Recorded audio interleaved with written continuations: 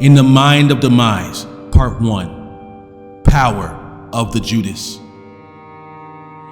In society, there are two things that matter to the average American in this world of external value: wealth and power. The historical practices of our country, the U.S., have always shown that there will always be those who wish to obtain high wealth and power for means of evil deed, and those who wish similar for the purpose of good. With power and influence comes decision. The decision to use such power for what is right or what is wrong. But there are some who will never blink an eye in how far they will go to obtain this higher human external power for the latter of the two. For the purpose of formal respect of the dead, I will not be giving out the full real name of the person this story is about. We will instead refer to him as James Hodgkins. James Hodgkins resided in the town of LaGrange, Illinois for several years, since early 2000s. A minimum wage worker and a user of harder drugs such as cocaine and Xanax, James had dreams of becoming a politician in some position of mass influence within the community. But as the years passed, James became caught up within the everyday struggles of the everyday 9-to-5 world. Mostly supported by his mother, James eventually moved himself into a small apartment above a local Starbucks cafe in the downtown LaGrange, Illinois area.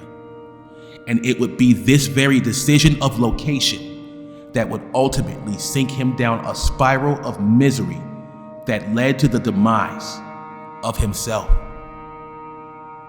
Towards the end of 2020, shortly before the wake of the COVID-19 pandemic, a man named Jason Dent was struggling with homelessness and had been for quite some time previous to this timeline. Jason, otherwise known as Shadow, spelled curiously with an X replacing the S as his musician name, had been heavily into creating many forms of old and new generation hip-hop, and never allowed his situation to deflect his hopes or discourage his efforts. With 3 independent albums under his belt, even while homeless, Shadow built a highly respectable name for himself and was literally the only local homeless person to inspire life-changing hopes through the fact that he still kept releasing his music and found ways to earn no matter what his odds were. Jason frequented the local Starbucks cafe below where James lived, and he had been doing so frequently since early 2004. This was a place that he came to drink coffee and write songs before he recorded them at a studio just 1 hour from town. This is where James first met Jason. The friendship started like most. James would even offer Jason food sometimes if he had extra. But there was something about James that he could have never noticed until future events began to unfold.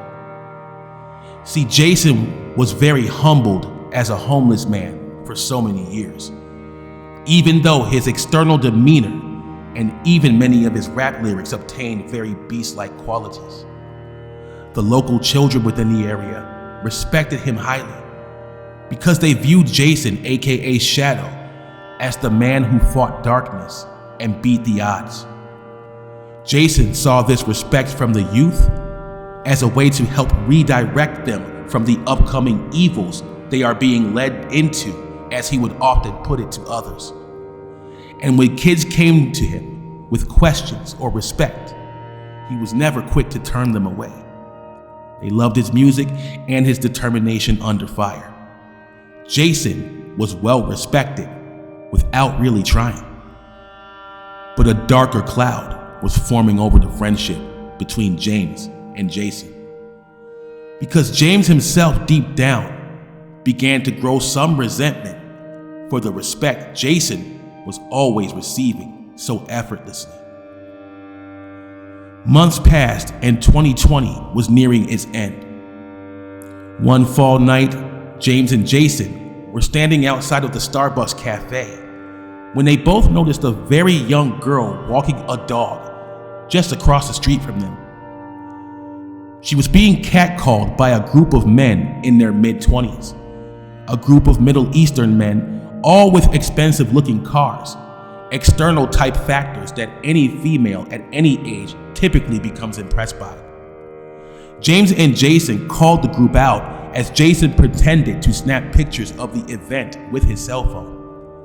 The group immediately hurtled towards James and Jason. James started to back away quickly as they quickly get closer. Jason, having potential in mixed martial arts, simply stayed in place, calmly telling the group of men, shaking his head, "You don't want to do it, fellas. You just don't want to do it." They demanded to see the pictures. The young teenage girl was standing across the street, smiling, in assumption that the group would try and physically attack the duo. Jason shows them no real pictures were taken, then goes on to explain the girl is too young. She is illegal. But at the same time, it's not about you, it's about her. He continued on to say that older men must be careful not to become entrapped by their own lust. They thanked him and walked back across the street, hopped in their cars, and drove away. Furious at the outcome not ending with spilled blood, the young girl, now stomping across the street in a typical teenage tantrum fashion, begins to scream at both James and Jason, screaming heavily with blurted profanities and stating things like, "It's none of your business."